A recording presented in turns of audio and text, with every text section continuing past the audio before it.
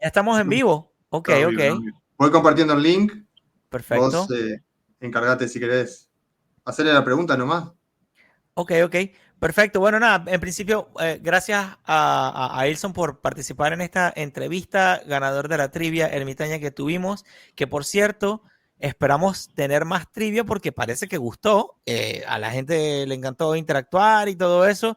Tanto así que Ilson, así de serio, como lo ven aquí en la imagen, quiso participar, quiso hablar, bla, bla. Entonces, si Ilson lo logró, seguro que mucha otra gente se meterá a las trivias para participar y compartir. Y yo les digo una cosa, yo no me sabía muchísimas de las preguntas que ustedes hicieron, yo hubiera salido bien mal.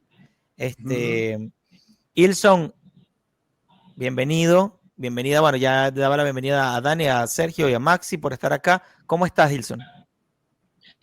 Gracias, muy bien, de verdad me siento bien porque me hayan invitado y para mí es como un honor en parte estar aquí con ustedes, porque creo que también son, bueno, personas con los valores correctos. Entonces agradezco que me consideren para estas cosas. Claro que sí, por supuesto. Además, veo que sabes mucho de las ideas de la libertad, sabes más que nosotros cuatro y más bien estamos aprendiendo de ti y queremos que muchos de los muchachos sigan sumándose. Mira, lo digo sin problema. Y más bien, el orgullo es el mío de estar con gente que sabe más que yo. Si en un salón tú eres el que más sabe, no estás en el lugar correcto. Y aquí, precisamente, en todo este espacio de colaboración, nos damos cuenta de que, bueno, hay mucha gente que se educa, que estudia, que ve los videitos, que está con mucha curiosidad y tal. Y por eso no solo les damos las gracias por participar, sino que los felicitamos por estar educándose, porque este camino, la verdad que es bien apasionante. Ilson, ¿de dónde nos estamos comunicando? ¿Dónde estás? Yo me conecto y me comunico desde Maracay, Estado de Aragua, Venezuela. Wow. Wow, wow, Ilson, interesante. He estado en Maracay varias veces y recuerdo, imagino que conocen las playas de Maracay, creo que es Adícora, o Adícora es la que está por Maracay, no, no, no, no, no, No, no, no, no. la playa de Maracay, Adícora es de Falcón, Maracay tiene otro nombre, ya va, ya va. Eh, ¿Cómo que se llama la playa que es agarrando un camino que es súper difícil de llegar? ¿Cuál es esa? Bueno, hay varias. Está Choroní, Ocumare, Ocumare. Cata. Ocumare. Creo que Ocumare es la que, bueno, en fin. Bueno, sí, cómo no recordar a mi bello país. ¿Y por qué nos sigues, Ilson? ¿Cómo diste con el canal?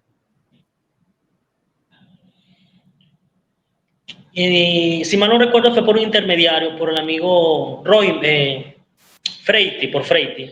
Oh, por Por Freiti. Freiti, Freiti tiene un grupo de no más estados, y creo que fue por medio de ese grupo que pudimos enlazarnos todos, pues, con las ideas afines, y de allí, bueno, ellos tuvieron su iniciativa de tertulia ermitaña, yo tengo mi iniciativa de mi marca personal, y pues Ujú. allí compartimos todo, empezamos a lanzarnos espontáneamente.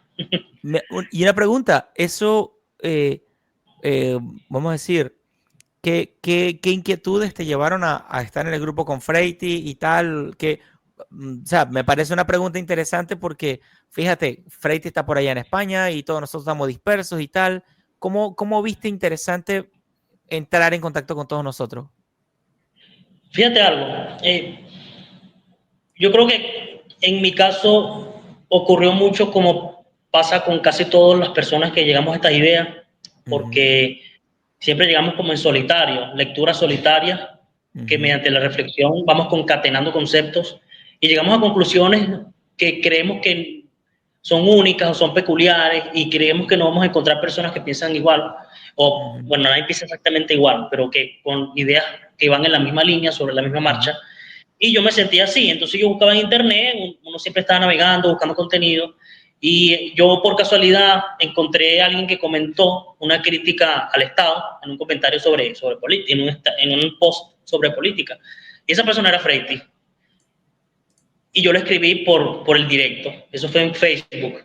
Yo lo escribí por el directo Wow. y le dije, mira, me interesa tu comentario, me gusta la gente que piensa así, vi que es de Venezuela. Y en ese momento Freiti estaba en Venezuela.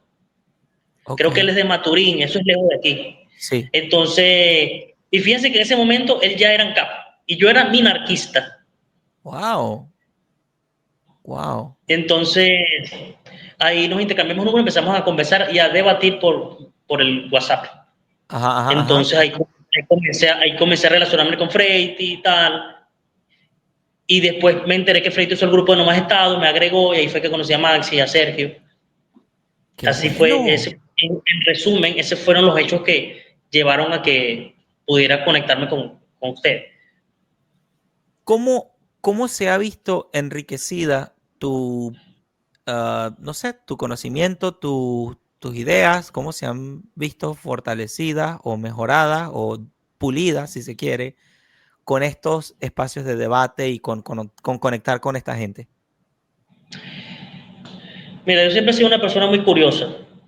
Creo que eso en parte. Y por otro lado, me gusta debatir, me gusta analizar ideas, profundizar en los conceptos, profundizar en las teorías. Y como siento que tengo cosas que decir que en buena medida no las ha dicho nadie tal como yo las pienso, entonces intento como compartirlas, contrastarlas con las ideas de los demás, pues. Y eso ha permitido el diálogo, que uno vaya afinando las ideas que uno tiene. Y eso es muy importante para mí, pues, porque al mismo tiempo que voy leyendo y aprendiendo cosas, voy reflexionando sobre esas cosas y voy debatiéndolas con las demás y se van afinando en un proceso, no nos gusta esta palabra, pero un proceso dialéctico. Ok. ¿Conoces, te has topado con personas con estos mismos intereses en tu entorno? No, o sea, yo soy en mi entorno la persona que ha logrado influenciar al resto, de modo que esas personas han visto o han sabido internalizar los tópicos de quizá de la economía, del derecho, que están relacionados con las ideas de la libertad, pues. Entonces yo soy más bien el que ha ido influenciando mi entorno. Me encanta. Por entorno me refiero a mi entorno cercano, familiar, más allegado. Sí. Sí. ¿Y por qué crees, vamos a decirlo de la mejor manera, por supuesto, por qué crees que tú estás tan loco y tu entorno no tanto? No sé, creo que soy excéntrico, soy alguien excéntrico, peculiar. No soy alguien que... Soy alguien muy distinguible del montón. Porque como me he visto, como hablo, las cosas que digo, como los gestos que hago, y eso es parte también, más allá de la corporalidad, pues las ideas también son peculiares. Y por cierto, las ideas libertarias son peculiares en este mundo lleno de ideas contrarias, o dominado por ideas contrarias. Me encanta esa corrección que hiciste, más dominado que otra cosa. Mira, Maxi, yo pensaba que todos éramos iguales.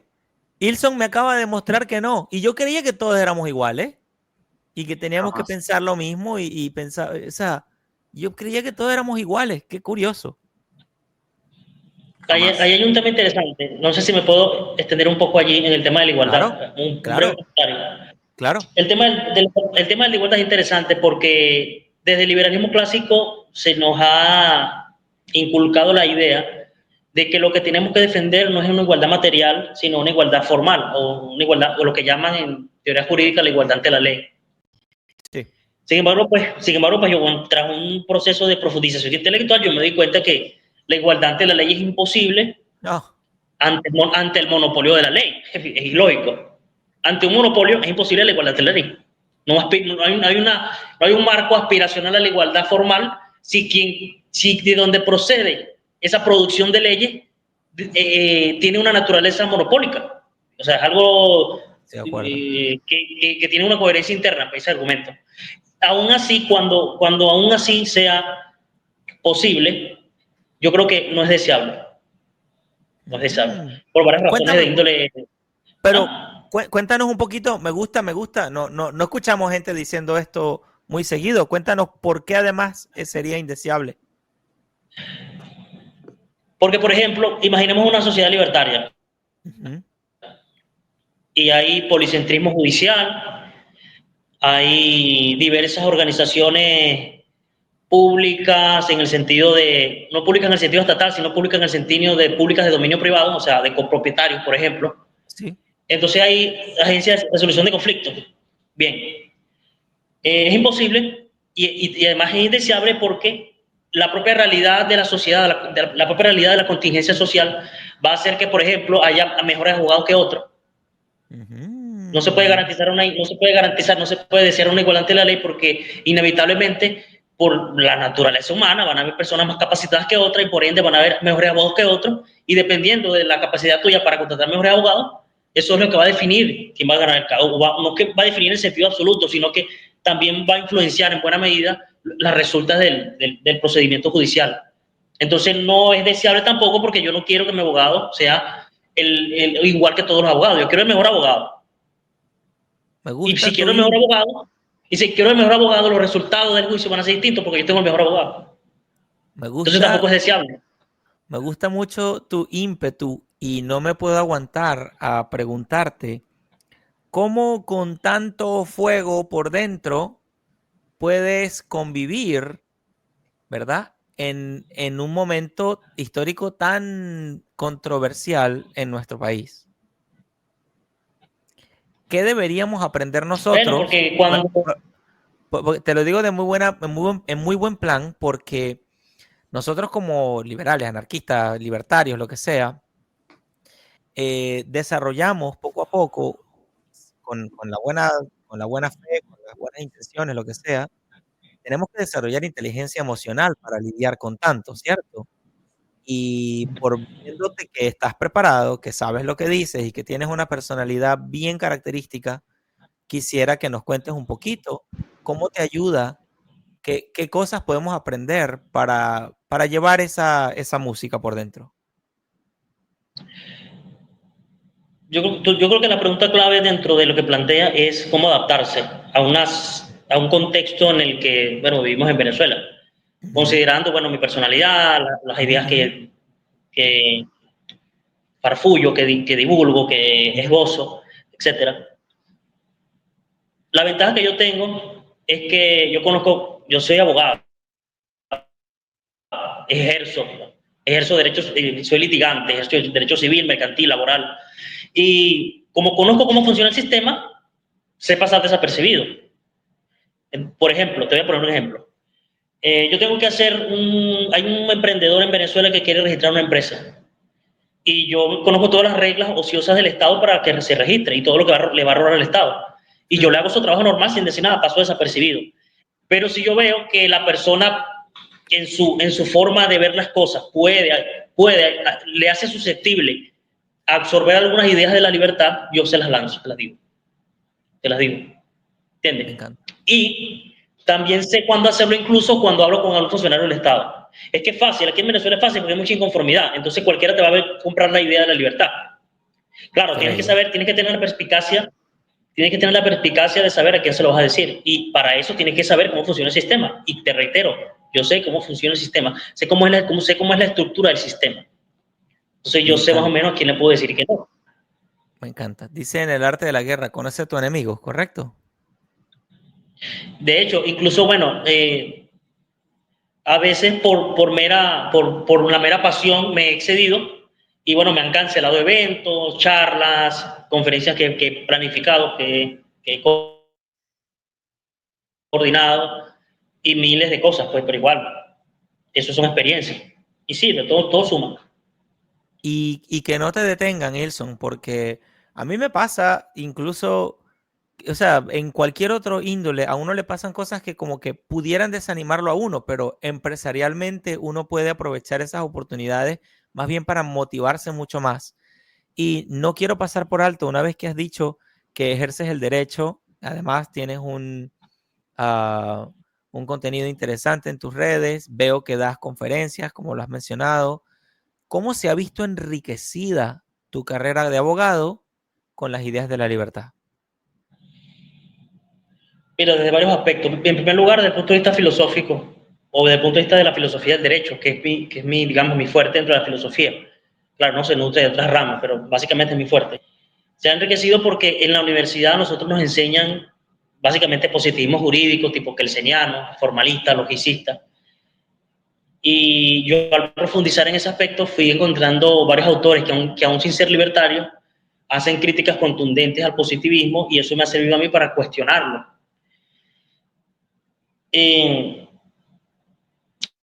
La pregunta iba por la línea de... Bueno, ¿cómo, o sea, ¿cómo se ha enriquecido tu capacidad de resolver problemas, los elementos de argumentos que utilizas para sacar adelante, bueno, resolver un problema de algún cliente, o incluso cómo interpretar la ley de una manera que también tú puedas tener un punto de vista crítico ante la ley y todas estas cosas que están pasando ahorita, ¿no? Bueno, yo siempre le digo, yo cuando la cosa se pone difícil, yo siempre le digo a mis clientes, la justicia está por encima de la ley positiva. No le voy a dar una explicación sofisticada ni complicada acerca de la justicia, pero con eso creo que con eso abro el camino para que ellos entiendan que a veces solucionar los problemas no va por la línea en cómo en la ley positiva, entre comillas ley, espera que se solucione.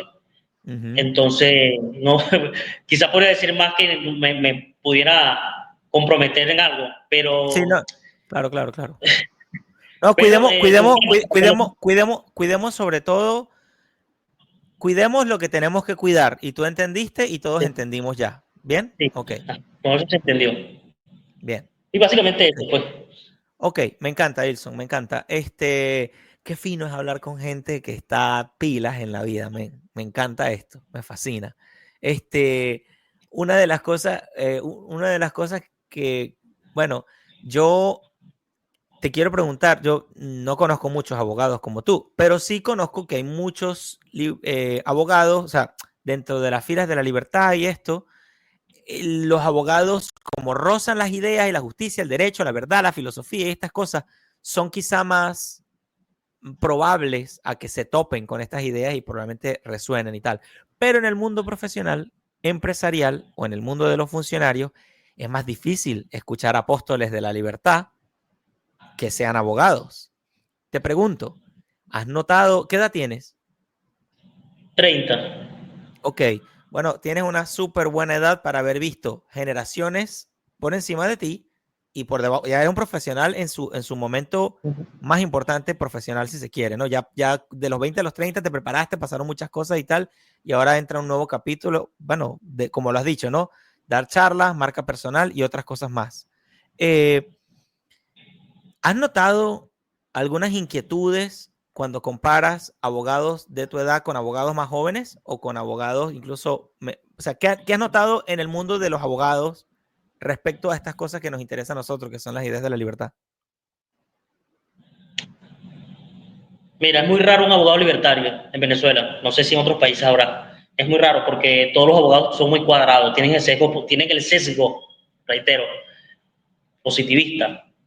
Entonces su noción de justicia está restringida por aquello que pueda decir el legislador en lo que aparezca en el texto legal, de comillas. Entonces son muy cuadrados. Entonces ellos creen que los problemas reales de la sociedad van a solucionarse de una manera equilibrada y justa dentro del propio texto que es la propia fuente del problema. Entonces es ilógico, pero ellos piensan así, pues. Entonces, sí he hablado con abogados, algunos me captan algunas ideas, pero es difícil que los abogados, lo máximo que he encontrado son abogados liberal clásicos, que creen, bueno, el típico liberal clásico con su separación de poderes, con su Estado de Derecho, que bueno, eso es historia, digamos, eso es fracaso histórico, por decirlo así. Pero lo máximo que he encontrado en los abogados creen en el liberalismo clásico.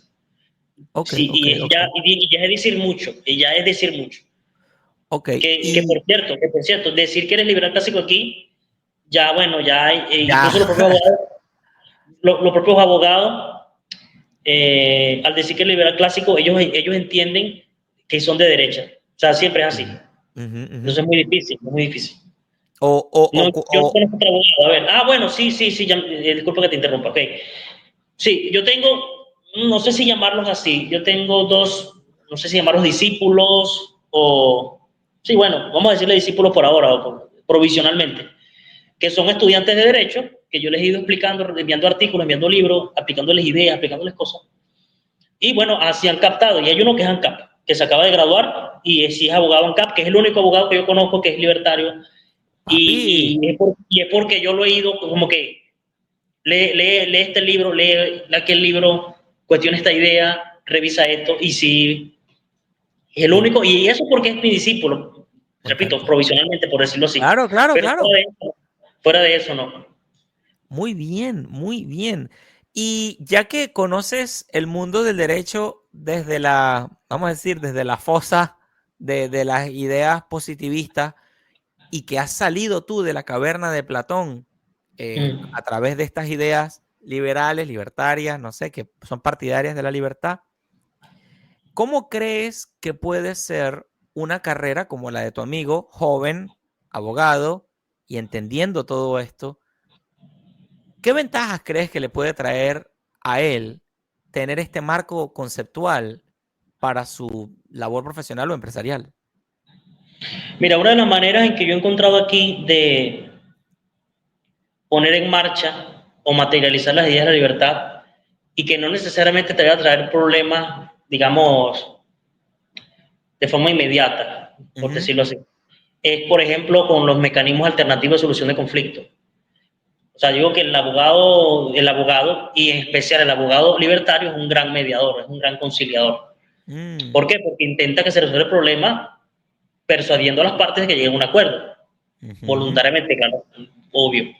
Entonces creo que Wow. ese sería el camino. Y en Venezuela, el buen abogado que conoce el, entre comillas, derecho positivo, conoce los vacíos legales por los cuales puede colarse un mecanismo alternativo de solución de conflictos que y mitigue la posibilidad de que las partes acudan a los tribunales y se resuelva en mi oficina, en un centro de arbitraje que organicemos, hasta lo improvisemos, todo eso se permite. Entonces reitero, cuando como conoce los vacíos legales, hay un principio romano, no recuerdo cómo es en latín, pero hay un principio romano que se expresa como sigue: lo que no está expresamente prohibido en la ley está implícitamente permitido. Se refiere a la ley que esté tomado como la ley positiva, claramente. Claro. Entonces, aquello que no está en la ley positiva, digamos, por ejemplo, el Código Civil, se puede utilizar, o código de Procedimiento Civil se puede utilizar para solucionar problemas allí donde el Estado no llega.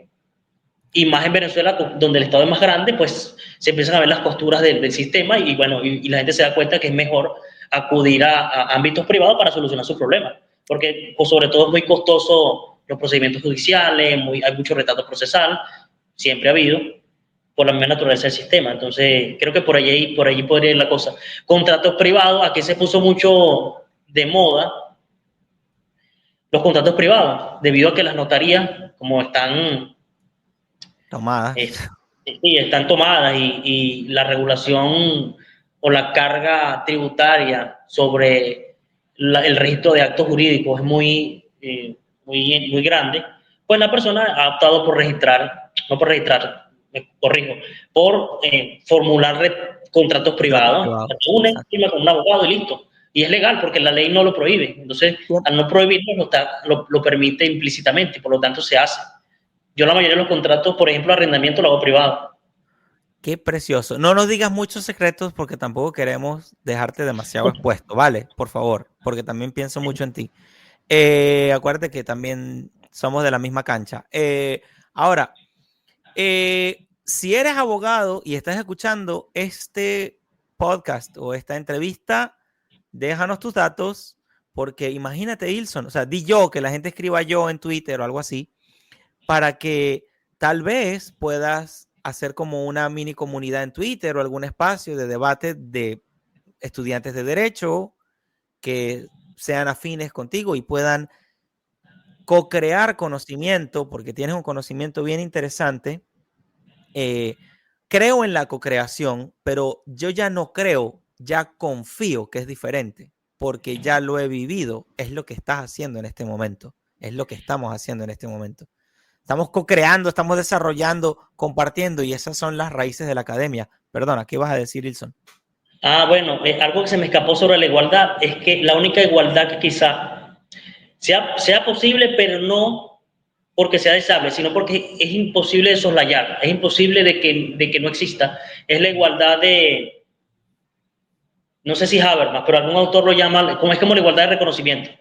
¿Por qué? Por ejemplo, si yo necesito hacer un contrato porque voy a vender este libro que está aquí, yo necesariamente tengo que reconocer que la persona que me va a comprar este libro y va a firmar el contrato para llegar al acuerdo, para plasmar su consentimiento, necesariamente yo tengo que admitir que la persona, primero, es ser humano, es racional, es ser humano igual que yo, es racional igual que yo, y tiene la capacidad jurídica para obligarse igual que yo.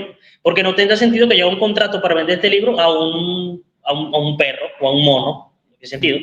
Porque al no reconocer racionalmente, o al reconocer racionalmente, mejor dicho, que no lo puedo hacer con alguien que no es de mi especie, yo estoy admitiendo que los de mi especie son iguales que yo, desde el punto de vista de la capacidad jurídica para obligarse, para ser susceptible de derecho, ser sujeto de derecho.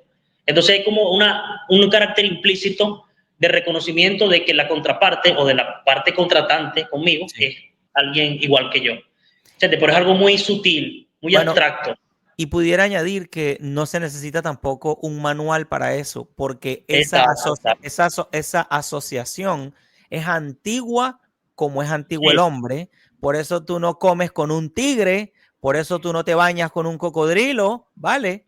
O sea, lo digo porque hay personas en el debate se ponen como que a abstraer mucho y me encanta que tienes una visión práctica y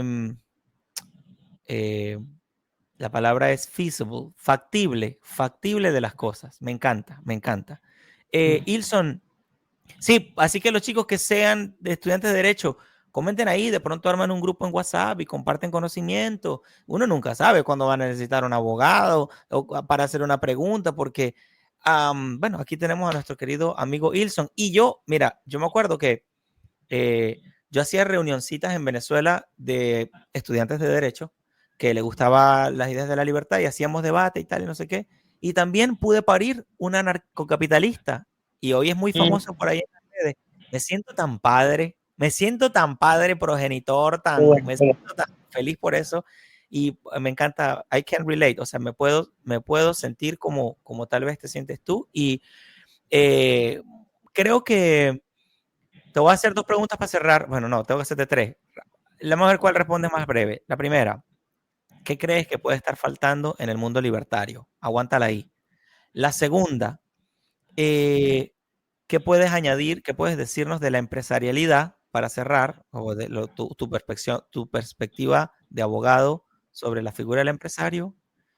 Y la tercera es más como una conclusión mía de que veo que cada abogado ejerce el derecho a su manera como empresario y eso es una validación de que el derecho puede ser ejecutado por algo. Alguien contrata a un abogado y a otro no, porque cada quien tiene su práctica y su cuestión. Pero vamos con la primera. Cuéntame rapidito, ¿qué crees que puede estar faltando en el mundo de las ideas de la libertad? Mira, yo creo que, bueno, es obvio que más espacio como esto, claramente, porque, bueno, no digamos que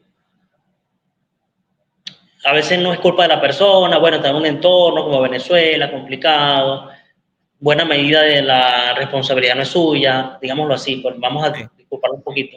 Pero a veces, y a mí me ha pasado, yo a veces no subo contenido tan frecuente, de forma tan seguida, pues. Entonces, más espacio como esto, que tenga la disciplina que tiene Maxi, por ejemplo, y Sergio, y ahora estás tú también.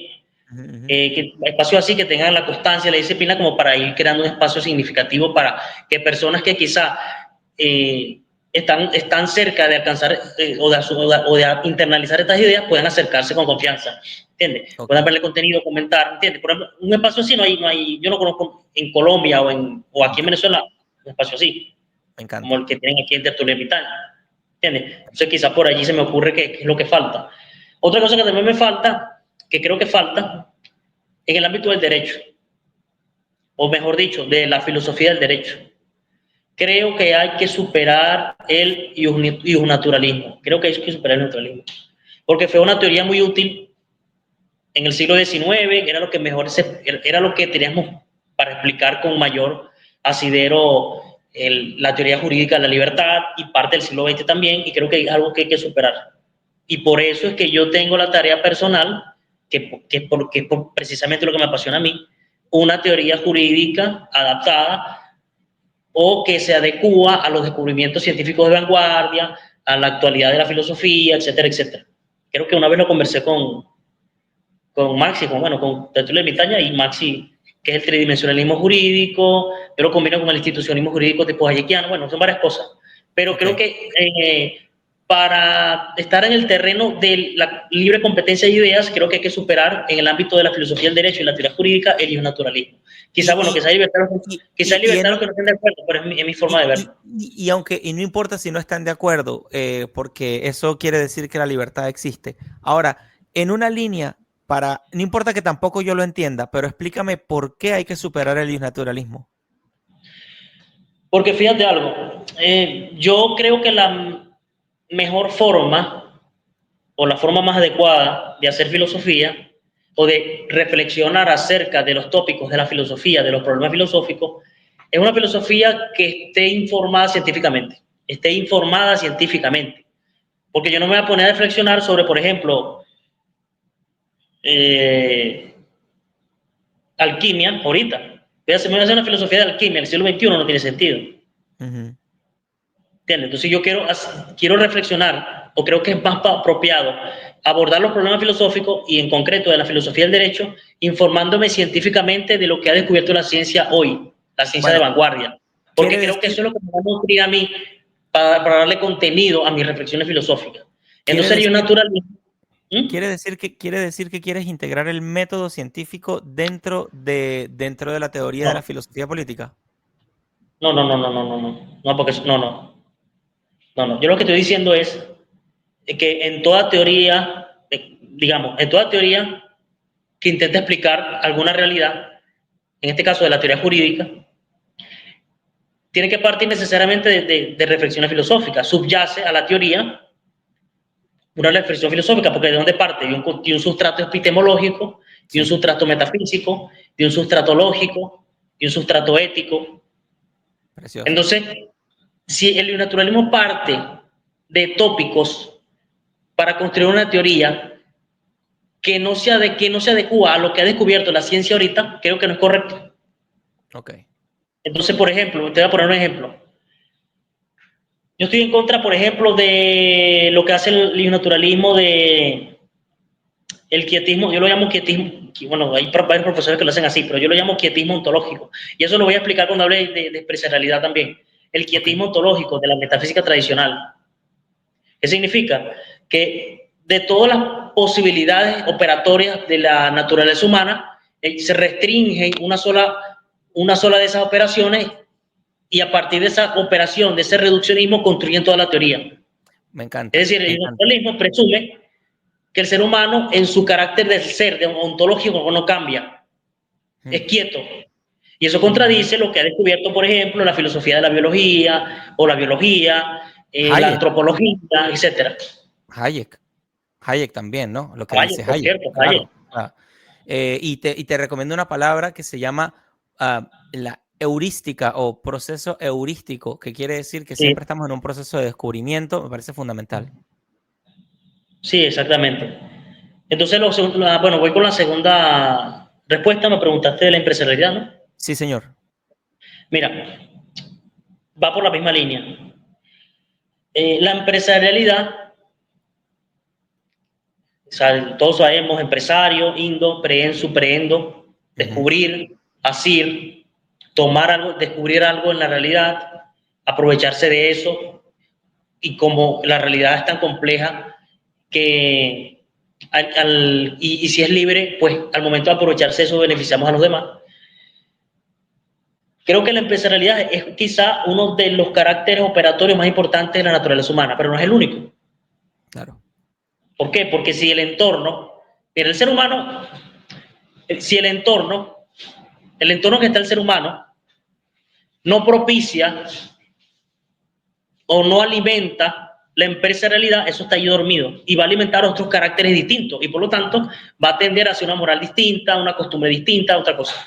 Si, por ejemplo, si alguien nace en esclavitud, como en los campos de algodón, por ejemplo, sí, aunque la empresarialidad sea un carácter importante dentro de la complejidad humana, no va a estar allí, no va a aflorar, porque el entorno no va a propiciar que se alimente ese carácter operatorio.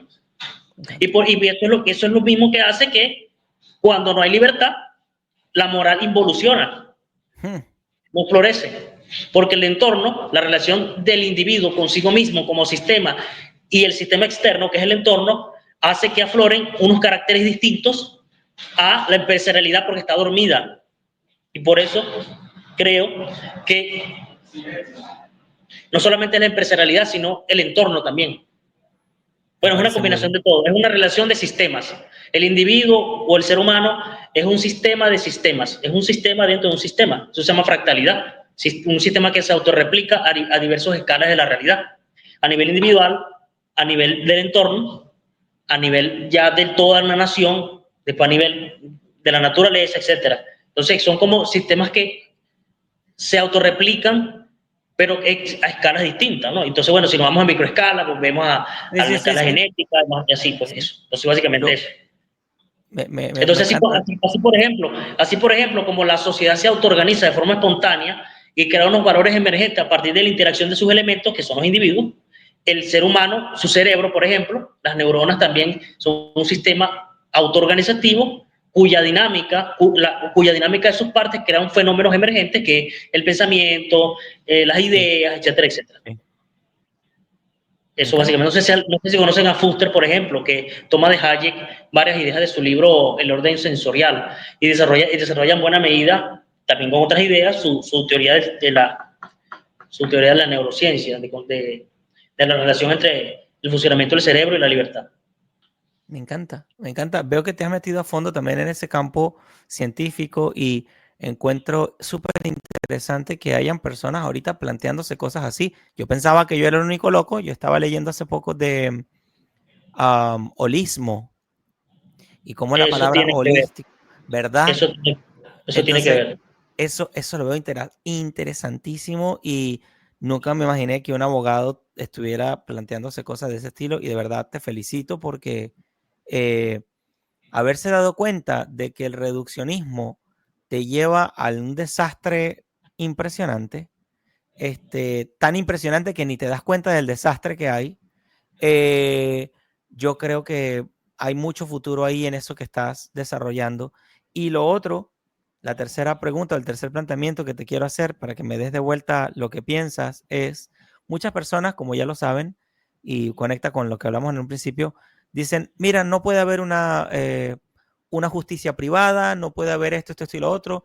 Igualito, cada abogado, aunque no sea libertario, aunque no sea liberal, hace lo que le da la gana, hace con la ley lo que le da la gana, trata a los clientes como le da la gana, cobra lo que le da la gana, tiene los amigos jueces que les da la gana, vive su vida privada como le da la gana y sin delatar y sin exponerte demasiado, cuéntame qué opinas al respecto. Sí, bueno, es un error común, pues. O sea, los típicos argumentos contra el socialismo o el estatismo o la planificación central de la sociedad se aplican para todos los ámbitos en que se puede cuestionar al Estado, porque los economistas, Mises, por ejemplo, lo hace criticando y Hayek también, la economía planificada, la toma de decisiones de forma centralizada, de ajuste de precios y todo eso. Si tú llevas esos mismos criterios, que son en el fondo es epistemología, porque es una teoría, es criticar una concepción de la aprehensión del conocimiento del planificador, y es también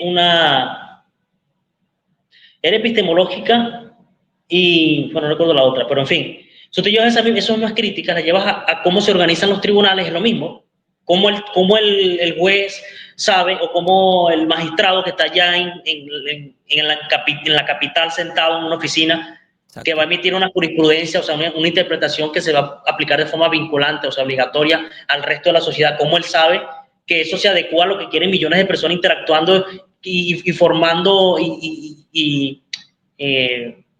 contrayendo relaciones jurídicas, formando problemas jurídicos, ¿cómo él sabe eso? Es lo mismo. O sea, el cálculo económico se puede para todo, pero si tú profundizas, en realidad es un problema epistemológico, un problema de el error en la adquisición de conocimiento, o sea, creer en la posibilidad de que se pueda adquirir ese conocimiento. Entonces el juez no puede hacer eso. Es imposible que un juez en el monopolio judicial pueda decir, las personas se van a regir por este criterio que yo digo. Entonces, quizá el monopolio judicial es una de las peores formas de organizar el derecho, de organizar la administración de justicia. Entonces, descentralicemos eso y que los actores privados, en cada uno de sus privados o, bueno, comunitarios, puede ser vecinales, también, ajá. En su caso, comunidades, como conocen el entorno concreto de cada lugar, de cada comunidad, pues bueno, tienen la capacidad de acceder a la información contextual y parcial de cada entorno y entonces hay más posibilidades de solucionar. Pero no centralizadamente, es la peor forma de hacerlo. Eso es uno. El otro argumento que iba a decir es el de los incentivos, claramente. Porque está el del cálculo, que en realidad es un problema epistemológico en el fondo, y el de los incentivos, que bueno, creo que es más común que lo digan como crítica. ¿Qué incentivos tiene un burócrata judicial para atenderte de buena manera, solucionarte el problema si no le interesa porque cobra lo mismo, le da igual? Me encanta. Le da igual. Entonces quizá un vecino que tenga un emprendimiento de resolución de conflicto o trabaje para una empresa de resolución de conflicto, como es tu vecino, tiene afinidad, sabe que tiene que tratarte bien porque hay una cierta reciprocidad de que cuando él tenga un problema también tú se lo vas a solucionar, pues bueno, hay más chance de que salga mejor la cosa, ¿no? Entonces tiene mejores incentivos. O de repente, si él sabe que no te trata bien, tú puedes reclamar y lo pueden votar, pues entonces tiene mejores incentivos para hacerlo. Entonces aplica para todo. Lo único que tienes que hacer es trasladar las críticas al socialismo en general, que siempre se hacen, que son de cálculo económico básicamente, y de incentivo, al campo de lo jurídico, de la administración de justicia monopólica, y vas a tener los mismos resultados. Y eso, policentrismo judicial y descentralización, y justicia vecinal y comunitaria, privada. Pues. Puede ser privada, puede ser pública, pero comunitaria, o puede ser vecinal, como la quiera, pero policéntrica, porque es la clave que yo pienso. Ilson, si tú pudieras estructurar todo lo que has dicho de una manera sencilla para ignorantes o más bien ajenos a este tema, creo que es mucho lo que puedes ayudar, entre otras cosas, porque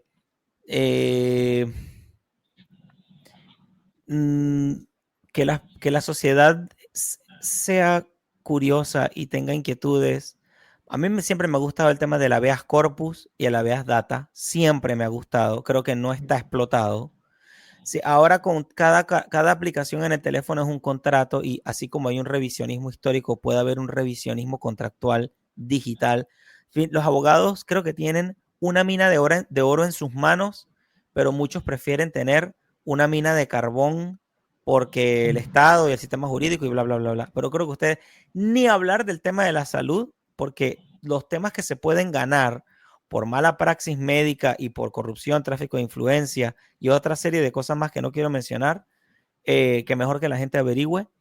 Y así como muchas otras cosas, creo que los abogados tienen el mundo en sus manos si actúan como empresarios, porque todo lo que tú has dicho es a través de que el abogado funcione no tanto como un funcionario, sino como un empresario, ¿sí? Pasa que es muy sabroso tener criterios capitalistas, pero como un señor feudal. Eso es muy, muy sabroso, ¿verdad? Sí. Pero creo que esto da paso para otra cosa. Ya hablé demasiado, me apasioné, estoy feliz de verte. Cómete una cachapa en nuestro nombre, así con bastante queso y cochino frito por allá, ¿ok? Y te dejo aquí con los chicos para que te pregunten lo que sea. Sí, si querés decir algo. Dígalo. Decir algo, Ilson, sí. Después. Se me ocurre que, por ejemplo, si entendemos la empresarialidad, claro, como un proceso de descubrimiento, como una facultad de descubrir algo para solucionar un problema, empresarialidad, yo me he dado cuenta que, por ejemplo, cuando yo analizo la jurisprudencia, entre comillas, que no es jurisprudencia, pero bueno, ya lo han dicho que es jurisprudencia. La jurisprudencia nos enseñan a nosotros que es la interpretación que hacen los jueces acerca de un tópico del texto legal para actualizar la norma, para modificar derechos, etc. Sí. Entonces, yo me di cuenta que, por ejemplo, WhatsApp, creo que salió en 2009, ¿cierto? No recuerdo mal, WhatsApp en 2009. Pero se popularizó en Venezuela en 2012. O sea, ya se usaba de forma masiva en la época de BlackBerry, en 2012. En WhatsApp se soluciona el problema.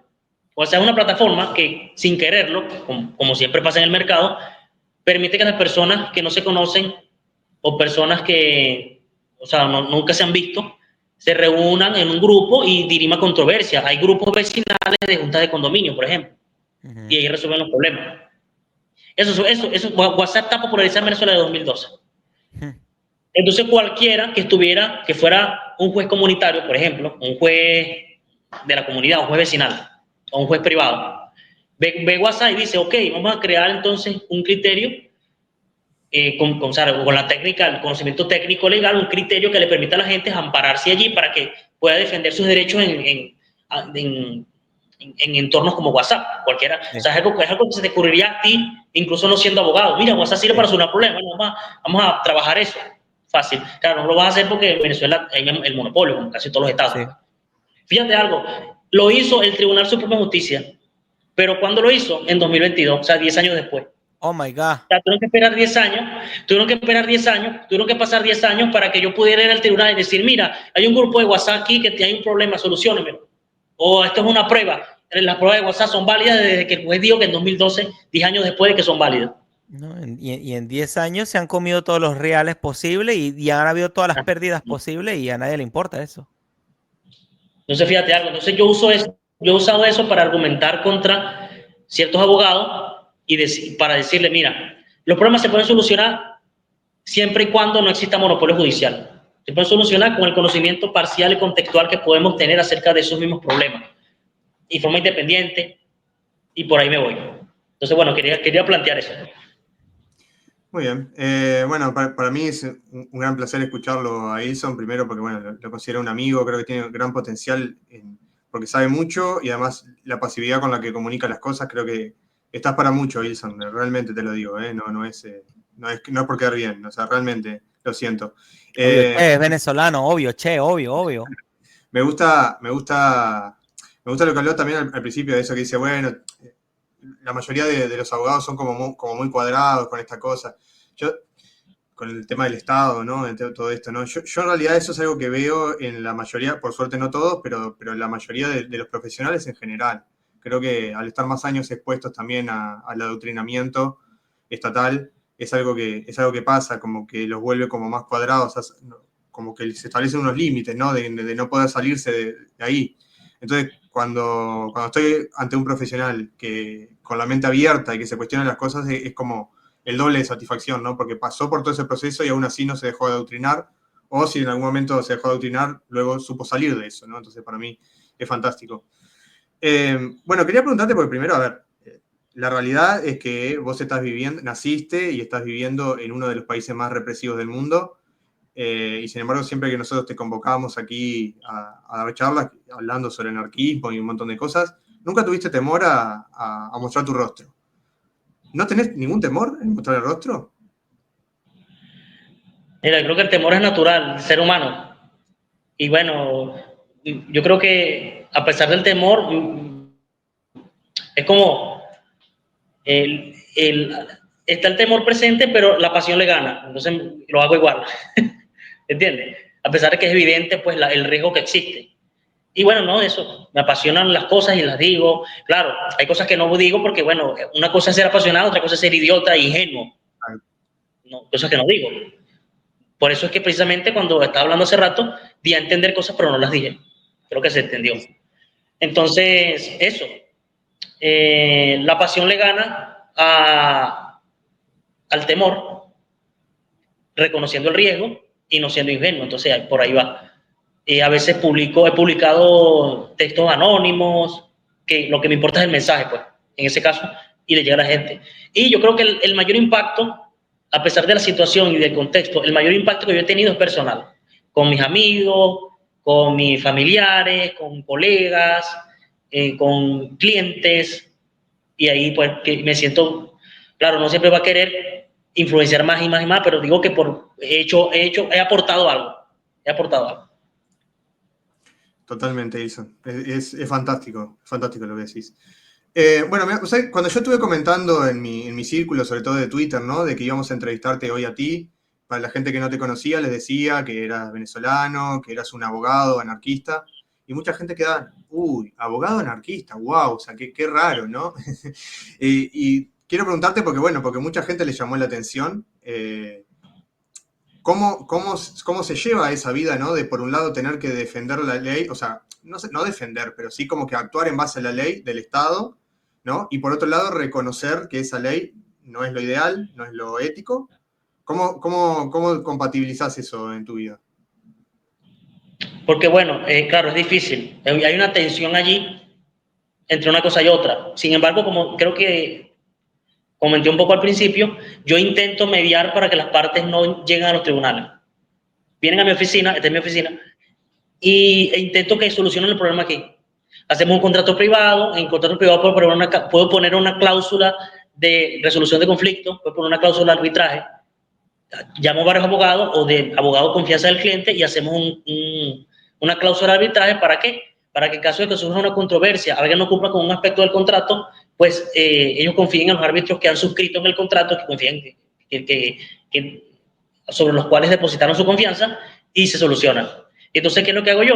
En caso que sea arbitraje, a veces conciliación simplemente, hay una diferencia. En caso que sea arbitraje, el árbitro emite un laudo, que sería como una sentencia, entre comillas, y ese laudo se homologa en el Estado, ese sí se homologa en el Estado, como que le da fe pública, entre comillas, para que eso tenga efectos jurídicos, pueda llamar fuerza pública, ejecutar de manera forzosa los contratos en caso de que la parte que perdió no quiera cumplir voluntariamente. Entonces intento, claro, no siempre funciona, pero intento que los problemas se solucionen antes de llegar al Estado con mediación, conciliación y arbitraje. A veces es inevitable porque son casos que, por ejemplo, no están de acuerdo o no está la otra parte aquí, entonces si no está la otra parte aquí hay que citarlo por tribunales y así pues, no en todos los casos funcionan, pero intento en la mayor parte o en la mayor medida posible que eso ocurra pues. Siempre reconociendo esa tensión que tú dices, ¿no? Entre trabajar necesariamente con la ley estatal, entre comillas, yo lo llamo ley entre comillas, o pseudo ley, y de la justicia real de la sociedad. Tuve ahí un problema. ¿Me escuchás, Ilson? Porque se me cortó. ¿Me escuchás? ¿Se me escucha? Sí, se escucha. Se va a escuchar. Ok, porque se me cortó, no sé si fue el internet o qué, pero se me apagó. Perfecto. Lo que quería preguntarte, que creo que sería interesante, me quedo trancado acá los comentarios, no sé porque estoy... ahí está retomando, ok. Sería interesante porque José te hizo la pregunta de cómo ha influido las ideas de la libertad en tu profesión, y fue una pregunta muy, muy interesante. Te hago la pregunta a la inversa también. ¿Cómo tu profesión ha influido para vos poder desarrollar aún más las ideas en las que crees? Maxi va volando. Ok, lo primero. ¿Cómo ha influido? Bueno, porque yo naturalmente soy un buen lector de filosofía y de filosofía del derecho. Y como he profundizado tanto y he sido a la vez crítico de lo que he ido leyendo y de lo que me han enseñado en la universidad, he buscado gente que quizás no es muy conocida, pero que tiene ideas que son críticas al status quo, a la teoría del status quo. No sé si me escucho. ¿Sí me escucho? Ah, se desconectó Maxi. Y por eso mis lecturas independientes, fuera de la universidad y fuera de lo que me enseñan en la universidad, porque también, bueno, yo también estudié filosofía, por cierto, ya terminé, estoy haciendo la tesis, maestría, entonces mis lecturas particulares acerca de la teoría jurídica y filosofía del derecho, aun cuando muchas de esas fuentes no sean libertarias, siguen siendo críticas del status quo, entonces yo las llevo a mi ámbito libertario y las despliego por allí. ¿Entiendes? De hecho, el trialismo no es anarquista, sino que yo lo convierto en anarquista porque lo acoplo con el desenvolvimiento de las instituciones jurídicas evolutivas y todo eso. Entonces va por allí. Y la pregunta era al revés. ¿Cómo es al revés? El revés es cómo mi profesión ha influido en la idea de la libertad.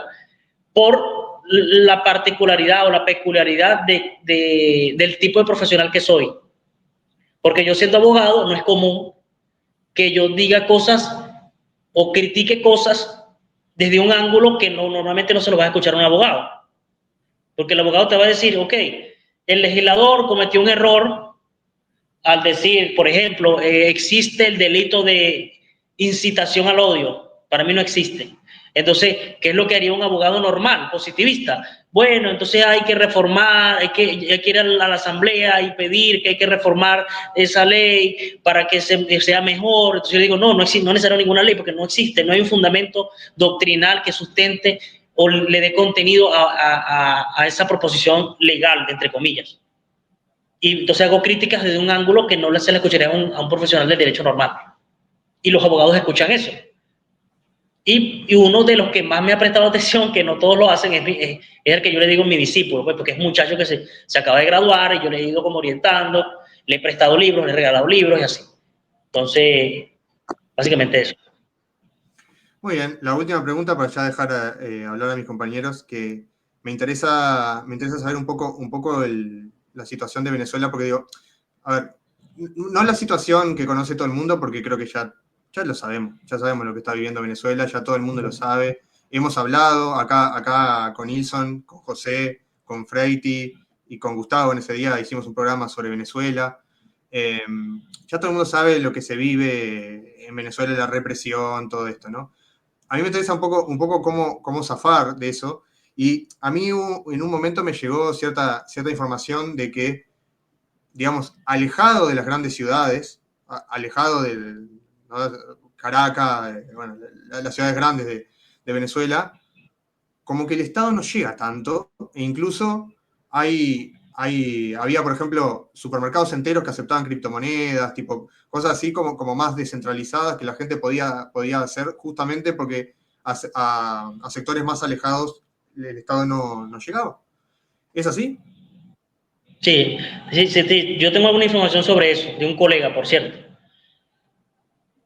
Mira, yo creo que cuando el Estado se hace grande, muy, muy grande, es muy fácil que falle, el famoso fallo del Estado. Se le empiezan a ver las costuras. Cuando es pequeño es más peligroso porque es eficiente, o sea, entre comillas, eficiente, entre comillas. Pero cuando es grande empiezan a haber errores inconcebibles y la gente se da cuenta. O sea, yo digo que cuando es como el rey va desnudo, la gente empieza a ver al rey desnudo. Entonces, hay un profesor de Derecho, es liberal, creo que es liberal clásico, se llama, es de apellido Canova, no recuerdo el nombre, es apellido Canova. Yo he ido a charlas y conferencias que él ha dado en Caracas. Él tiene un estudio sobre cómo en Venezuela, debido a los fallos del Estado, han llegado a formarse, por ejemplo, en el campo de la educación, que es lo que él aborda, escuelas comunitarias de forma espontánea, sistema educativo en forma espontánea, porque hay pueblos lejanos que están, como tú bien dices, lejos de las ciudades, que son pobres, etcétera. Entonces no llega la educación pública, el financiamiento, el presupuesto, como lo quieras llamar, y entonces la gente en esos pueblos se autoorganiza y crea escuelitas en casas humildes y dan sus clases y ahí se educan, y entonces él ha estudiado eso. Tiene un artículo, no recuerdo bien el artículo, el nombre, pero tú lo buscas en internet, él es apellido Canova, abogado venezolano Canova. No sé si es Carlos, Rafael, bueno, búscalo como Canova.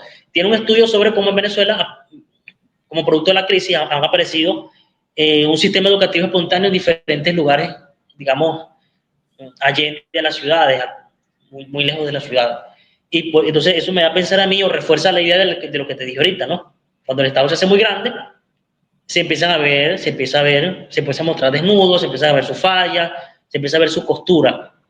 Y por eso que dije al principio que de una manera muy extraña es fácil que la gente en algunos casos se haga susceptible a la idea de la libertad, porque como ya tiene el descontento, entonces si tú le das una crítica muy bien elaborada, se te la compra, fácil, la compra.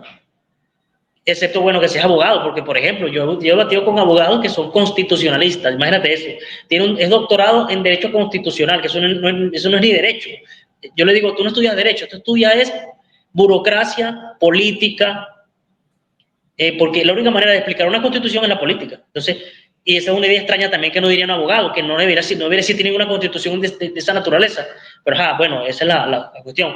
Recomiendo que lo busquen, profesor Canova. Es abogado. Y hay otro profesor también, pero no sería en el ejemplo que tú dijiste. Él se llama Roberto Jun, es de Caracas también, es muy bueno. Es liberal clásico, si no recuerdo mal. Él tiene un estudio no sobre cómo en Venezuela se formaron sistemas educativos espontáneos, sino que tiene un estudio acerca de cómo a través de diversas plataformas se han podido solucionar problemas jurídicos que el Estado no, es inconcebible que el Estado lo haga, ¿no? Entonces, él habla mucho de la digitalización del derecho a través de blockchain y esas cosas. También recomiendo que lo busquen. Roberto Jun. Muy bien, Nilson. Bueno, muchas gracias. Voy a dejar a hablar a mis compañeros. Dani, ¿está por ahí? Sí, aquí estoy. Muchas gracias, Maxi. Hola, Ilso. Bueno, es muy interesante, la verdad, todo lo que estás platicando, porque nunca habíamos tenido, o al menos desde que yo estoy, nunca había tenido el gusto de escuchar a algún abogado. Y fíjate que yo tengo amigos abogados que van como por esta línea ideológica, que se interesan por las ideas, pero que sí, inmediatamente para ellos, lo primero que notan es que siendo abogado, bajo nuestro sistema que tenemos positivista, es un poco complicado. Fíjate que en México, pues actualmente viene ya una reforma fuerte al terreno de lo laboral. Se pretende que para el 2030 ya esté instaurado una jornada por decreto, claro, por decreto, una jornada laboral de 40 horas a la semana. Entonces, aquí la pregunta sería, desde tu experiencia como abogado, digo, entiendo que tenemos constituciones diferentes, pero el tipo de ley es más o menos el mismo. ¿Cómo se puede proteger un empleador ante las medidas violentas sobre los salarios que además han ido grabando en México? En México vienen desde AMLO, Claudia los continúa, y ahora pues la decisión de establecer de forma forzosa un horario laboral, desde luego que va a perjudicar no solo a los empleadores, sino también a las bases de la pirámide laboral. Entonces, ¿cuál sería el consejo que tú puedas dar para protegerse, en este caso a los empleadores, a los creadores de empleo y de riqueza? Mira, primero un paréntesis. Primero quiero. Se escucha. Sí, Dani, cerrá el micrófono.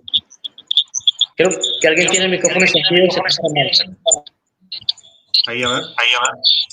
No, no es Daniel. Sí. Ahí, a ver, ahí. Ok. Antes de responderte, quiero poner algo entre paréntesis o hacer una precisión.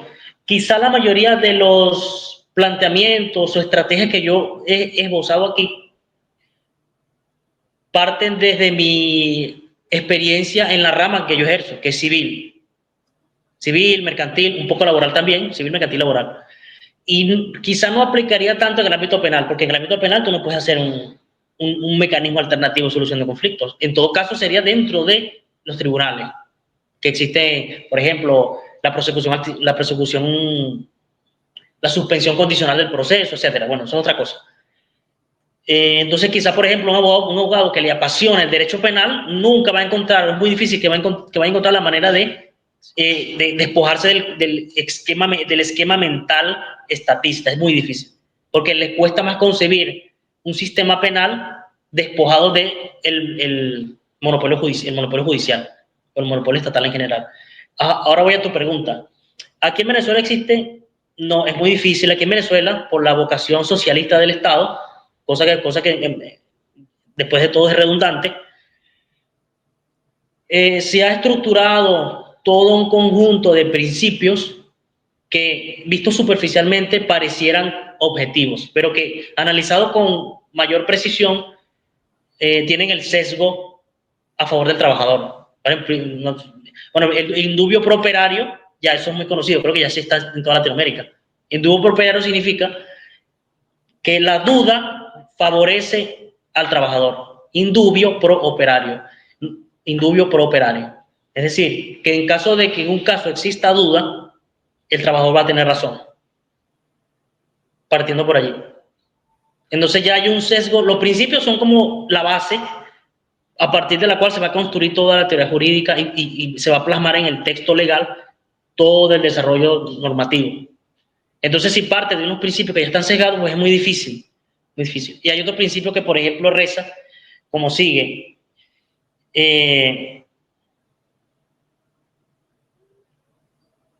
No recuerdo. Es el principio, está en el 91 de la Constitución. El 81. el de la realidad sobre las formas, la realidad sobre las formas. Y también tiene un sesgo a favor del trabajador. Lo mismo ocurre que, por ejemplo, con los contratos de arrendamiento, y ahí sí es civil, es más flexible, pero ocurre también que la misma ley tiene un sesgo a favor del arrendatario, a favor de la persona que se alquila allí, y no a favor del propietario. Precisamente por la vocación socialista, valga la redundancia, del sistema. Entonces es muy difícil, es muy difícil. La LOT, aquí la LOT es la Ley Orgánica del Trabajo, Trabajadores y Trabajadoras, qué nombre tan largo, sí prevé adecuándose al criterio constitucional de los mecanismos alternativos de solución de conflictos y tal, pero no, eso no tiene mayor fuerza. No tiene mayor fuerza porque el sistema jurídico en el ámbito laboral se basa en el contratos colectivos, en la influencia de los sindicatos, y todo eso está influenciado por el Estado. Es muy difícil que en el ámbito laboral puedan solucionar algo. Yo optaría quizás, por ejemplo, se me ocurre, que hagan algo con tecnología, se me ocurre, pero no te sabría decir una solución concreta. Claro, habría que estudiar a fondo la manera, ¿no? Si de repente estudiando la estructura normativa, se escucha doble. De repente estudiando la estructura normativa, no encuentran un mecanismo que pudiera fungir como una forma de contrapeso a la cuestión o de algo alternativo al sistema normal. Pero bueno, habría que revisar. Pero superficialmente te diría que es muy difícil hacerlo. Muy difícil. Un abogado normal te diría, bueno, vamos a luchar por reformar la ley laboral. Pero bueno, yo soy muy pesimista con eso. No creo que funcione. Está sometido a grupos de presión, al interés político, y no creo que vayas a lograr mayor cosa. Del 100% que vayas a lograr, vas a lograr que yo el 3%, el 5%, y con eso no vas a tener mayor influencia. No creo que funcione, la verdad.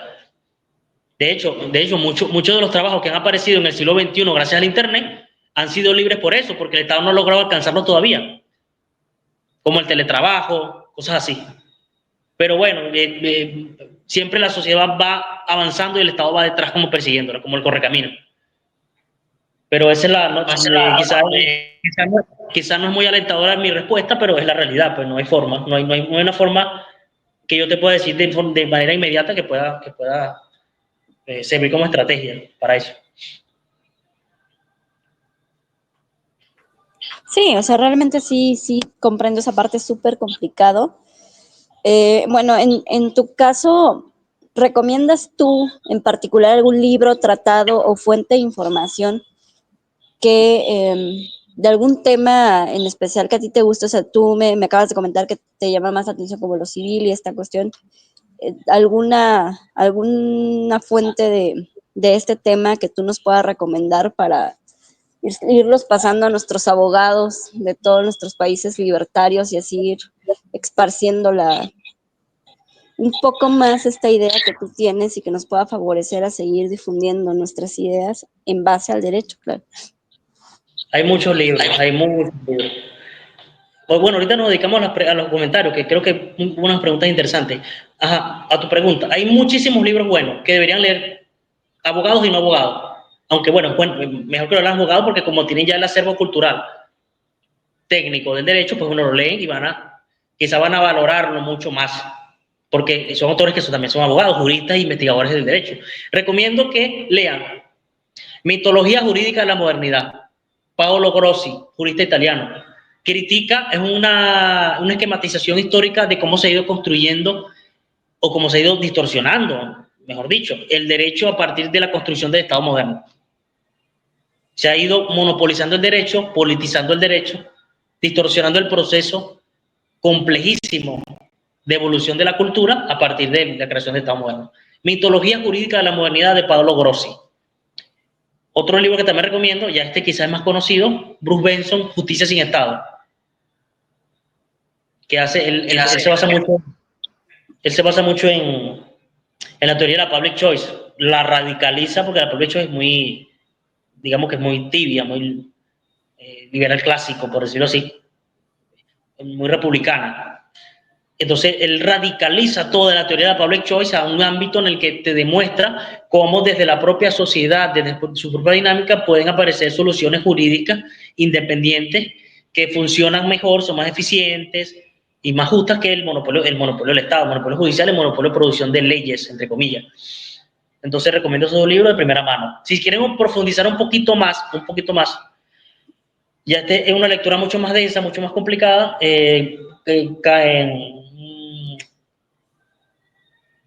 Carlos Cosio, que no es libertario, pero creo que es muy útil. Carlos Cosio tiene un libro que se llama Teoría Ecológica del Derecho, que es un libro complicadísimo, porque se basa en parte de la fenomenología de Husserl, la aplica al derecho y crea toda una forma de entender el derecho a partir de la conducta. El derecho es conducta e interferencia intersubjetiva. Lo que aparece en la norma jurídica no es otra cosa que una representación intelectiva de las conductas. Sirve para argumentar en contra del positivismo, que te va a decir que lo que aparece en la norma es simplemente una estructura normativa de condición y consecuencia, a la cual tienen que adecuarse las conductas como algo secundario. Prioriza la lógica, prioriza las conductas. No es libertario, pero sirve para mostrar el contraste con Kelsen, con Hart y los demás positivistas que son áridos en ese aspecto. Entonces, uno de esos tres libros, creo que con eso tiene. Sí, ya vamos a tomar nota porque honestamente sí hay que abarcar mucho más áreas. Digo, creo que nosotros empezamos, o al menos a mí me pasó que empezamos con un concepto de libertarismo que se basaba mucho en la teoría económica. Entonces hay que reforzar estas partes que también son muy importantes, como la filosofía que mencionabas, y también, por supuesto, el derecho en cómo podemos ir nosotros sustituyendo todo este sistema positivista para lograr una mejor justicia. Es lastimoso que, claro, tengamos que obedecer y que pegarnos todos a un método, a un modelo impuesto, pero gracias a la información que nos proporcionas y que nos van añadiendo todas las personas que promueven las ideas de la libertad, pues yo creo que no va a ser imposible que las personas empiecen a cuestionarse lo que está pasando con la ley, sobre todo porque paradójicamente sí hay mucha gente inconforme, pero creen que, y de ahí viene mi última pregunta, perdón, o sea, creen que utilizando más reformismo van a echar para atrás las constantes reformas igualitaristas que los están perjudicando, porque ahorita esto en mi país pasa muchísimo, que están inundándonos de leyes igualitaristas en pro de las minorías, claro está, y hay otro sector mayoritario de la población que se opone, pero que intenta nuevamente hacerlo por este mismo método. Entonces, esa es digamos que la última pregunta, o sea, ¿realmente crees que esto sea efectivo o es nada más un pequeño placebo y termina siendo peor a largo plazo? Yo creo que había bueno, hay un ruido. Ok, fino. Yo creo que vía reforma es muy difícil, es muy complicado. No creo que sea.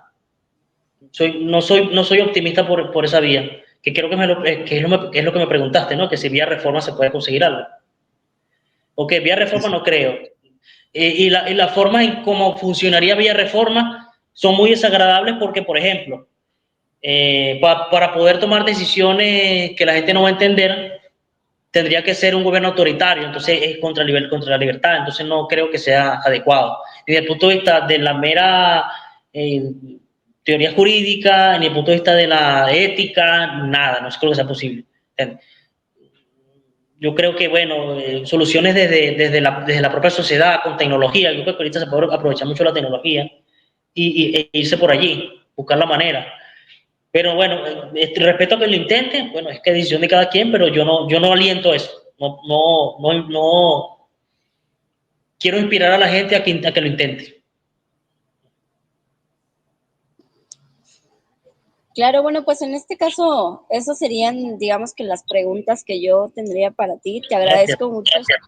Y sí, o sea, yo entiendo tu pesimismo porque es un tema que, desde luego, teniendo que obedecer un modelo, pues sí, en este momento y a largo plazo resulta muy desalentador, pero pues toda la información que nos das es súper valiosa porque nos puede preparar para lo que viene en el futuro. Muchas gracias, Ilson. Eso sería todo. Dale, Sergio.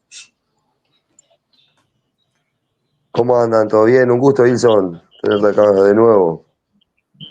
Solamente quería, de lo que habías dicho, ¿no? Y lo escribí, que los vacíos legales no son más que la incapacidad de la burocracia de poder exponer los problemas humanos y sus posibles soluciones. Somos tan complejos nosotros mismos que, o sea, generamos problemas o tenemos problemas tan complejos que la burocracia no lo puede sintetizar, o sea, no lo puede. La María, ahí nacen los vacíos legales. Sí, Y sí, no sé qué te parece la definición. sí, sí. Fíjate algo. Es muy bueno que lo plantees así. Claro, yo lo dije con otras palabras y tú lo dices con las tuyas. Es muy bueno porque la mayoría, por no decir todos, los que redactan la ley tienen un problema grandísimo porque se tienen que imaginar todas las posibilidades de actuación que pueden surgir de un problema jurídico. O cuáles son los requisitos para casarse, por ejemplo. ¿Cuáles son? Tiene que imponerlos a uno, no tiene otra opción. Tiene que imaginárselos e imponerlos. Pero ¿por qué tienen que ser esos? Y aparte de que ellos están restringidos por la lógica. Porque, por ejemplo, tiene razón en algunas cosas. Por ejemplo, se me ocurre definir una persona cuya actuación, por mera lógica, si está restringido a dos aspectos: embarazado o no embarazado, ya. No hay un tercero. Principio de tercero excluido. Entonces, alguien que diga una ley que defina cuándo está embarazada y cuándo no, quizá encaje, pues. Pero es que la ley no es solamente lógica. La ley, o sea, perdón, el derecho no es solamente axiológico, el derecho no es solamente lógico, el derecho también es axiológico. Es decir, tiene un contenido valorativo. Y eso es lo que lo hace más complejo. La gente está impulsada por valores y esos valores no son traducibles objetivamente. Entonces, si yo no te puedo traducir a ti la forma en que yo estoy valorando en la realidad de manera específica, detallada y objetiva, yo no te lo puedo transmitir a ti en su especificidad, aquí, a ti que me estás oyendo y a ustedes. ¿Cómo vas a verlo a alguien que está sentado allá en una oficina, en una ciudad, para toda es imposible que lo haga, es imposible? O sea, me parece un problema simple, pero es más complejo y es más, por eso había dicho que es un problema epistémico del conocimiento. Ok, bueno, entendí, pero va por allí. Buena observación, Sergio. Bueno, te quería hacer dos preguntas, ¿no? Que por un tema, ¿no? Por tu vocación. Quería preguntarte, ¿qué diferencia hay entre o sea, no sé si llegaste a estudiar, ¿no? Ambas constituciones, o sea, la constitución la anterior y la actual. O sea, ¿qué diferencias sustanciales hay entre ambas? Oye, te daría una explicación larguísima, pero voy a intentar resumirla. En Venezuela, te refieres a la constitución venezolana, ¿no? Sí, sí, claro. Ok, en Venezuela está en vigencia la Constitución del 99, 1999, que entró en vigencia con la propuesta de reforma constitucional de Chávez y su grupo político. Antes de la Constitución del 99 estaba en vigencia la Constitución del 61, 1961, que es una constitución que se creó en buena medida cuando se salió de la dictadura de Pérez Jiménez en el 58, 1958. La Constitución de 1961 es muy distinta a la del 98 para que me entiendan, por el tamaño del Estado. O sea, hay mucha diferencia a nivel doctrinario, teórico, filosófico, etcétera, y político. Pero si tú, lo primero que te vas a dar cuenta es el tamaño del Estado, porque en la Constitución del 99, el Estado tiene 5 poderes y en el 61 tiene 3. Los típicos 3 poderes del Estado que están en todos los países. En su país creo que también hay 3 poderes: legislativo, judicial y ejecutivo. Aquí habían 3 poderes con el 61 y con el 99, con la de Chávez, agregaron 2 poderes más. Aquí hay 5 poderes: legislativo, ejecutivo, judicial, ciudadano y electoral. O sea, agrandaron el Estado. Imagínense lo grave de eso. Quiero preguntarte, quiero aportar una cosita rápida, Ilson. ¿Cómo imaginarías a las personas, si hubiera una caricatura o si hubiera una película, cómo imaginarías los que escribieron esa constitución y si fue una cosa así como de casualidad o a propósito? No, yo me lo imagino como payasos en un circo. siempre hacemos esa broma con el amigo mío que yo le digo discípulo. hacemos esa broma, a veces creamos imágenes con inteligencia artificial como el Congreso, pero rodeado de payasos. Entonces nos lo enviamos por el grupo y nos reímos hasta ellos. Entonces para mí va un poco por esa línea la caricatura, como un payaso que cree que cosas imposibles son posibles y bueno, hace su ley, puede hacer su constitución, la redacta. ¿Entiendes? No te quiero asustar, pero hay un tipo muy serio, pero muy serio, que escribió un libro conectando los payasos con los demonios de siglos atrás. Te lo dejo ahí. Ahí te lo dejo. Ah, ok.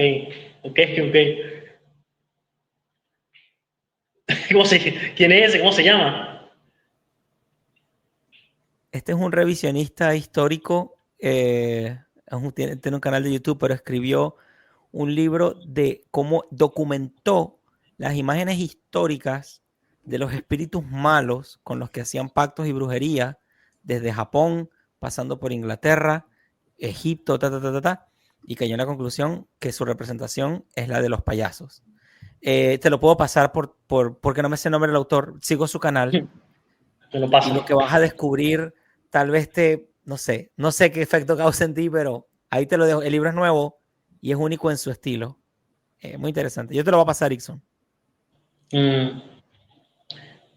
Gracias. Adelante, Sergio. No. Bien, después de haber respondido, ¿no?, la primera pregunta, ¿existe alguna diferencia o cambio a la hora de ejecutar, por ejemplo, lo que es la justicia basado en los cambios de la Constitución? ¿Tuviste que haber, por ejemplo, reformulado todo de nuevo, todo lo aprendido? O sea, ¿hay algún cambio, o sea, en la ejecución, digo? Sí. Si me puedes explicar por ahí. El sistema penal.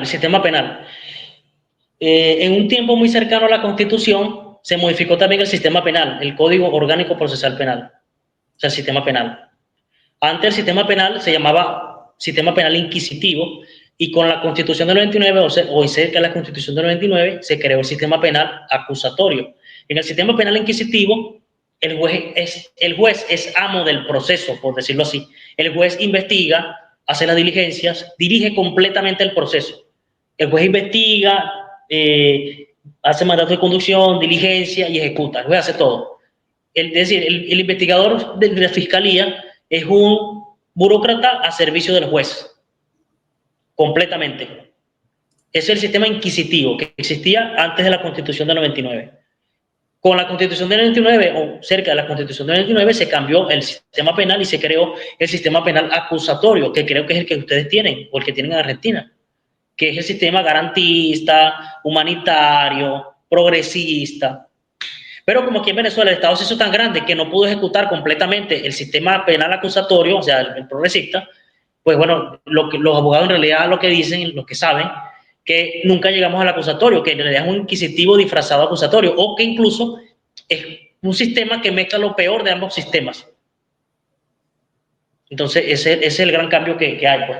Entonces, quizá un abogado ingenuo se sentiría conmovido por un sistema como el acusatorio, el supuestamente actual, porque, bueno, promulga, prioriza ciertos valores de los derechos humanos, de la justicia universal, cosmopolita, del Estado constitucional de derecho, que se crearon las cortes, el control de constitucionalidad, la constitucionalización de todas las normas jurídicas a cabo y a rabo, así. Entonces, para un abogado que ame o que no se pregunte, no se haga preguntas sobre, o no se cuestione el Estado y que ame el derecho penal y le gusta la historia del derecho penal, entre comillas, del Estado, pues va a amar el sistema penal acusatorio, pero no, es más de lo mismo. O sea, son diversas caras de un mismo, o diversas máscaras de un mismo monstruo.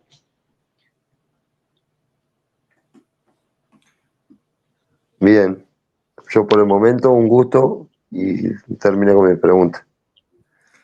Muy bien. Bueno, les recuerdo a todos los que nos están viendo que el que quiera y pueda colaborar con nosotros tiene los links para colaborar en el fijado de mi perfil. Nos ayuda mucho porque no es gratis hacer vivos por Twitter, así que nos ayudaría un montón. El que quiera y pueda, están los links ahí. Ilson, ya te tenemos hace tiempo. ¿Tenés unos minutitos más para contestar algunas preguntas del público? Yo sé que igual estás ocupado, si no tenés tiempo no pasa nada, pero decime si te querés algunos minutos. Sí tengo tiempo. Muy bien. Hicieron muchísimas preguntas, no vamos a poder contestarlas todas. Voy a elegir de las personas que hicieron preguntas, voy a elegir una de cada una y vamos a darle. Primera pregunta por acá, ¿qué opinás de que los jueces sean electos a través de votación popular?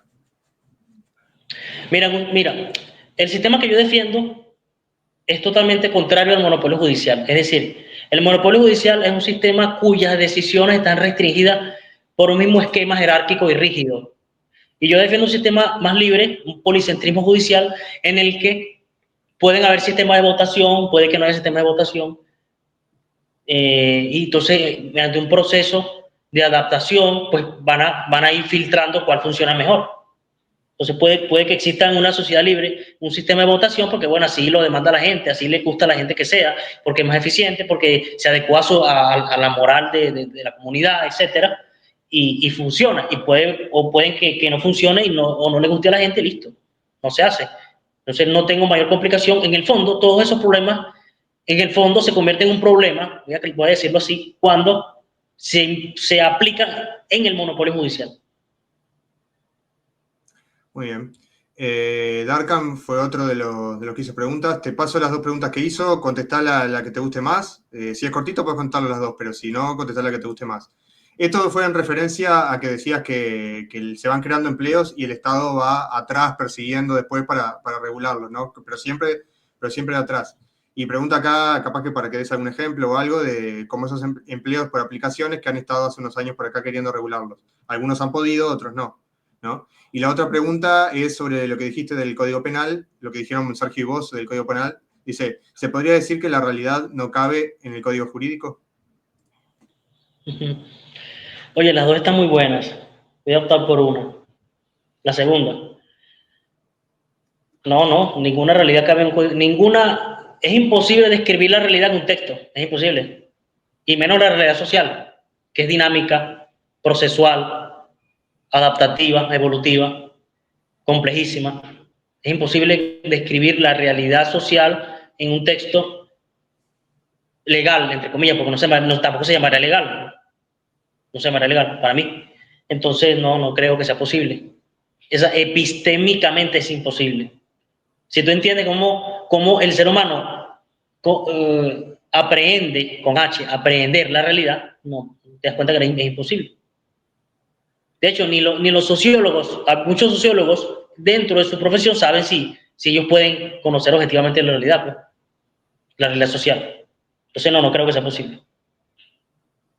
Muy bien. Y después de Vilo hizo unas cuantas preguntas. Te voy a pasar dos que fueron las que a mí más me gustaron. También, si podés hacerlo cortito, contestar las dos. Si no, elegí una de las dos.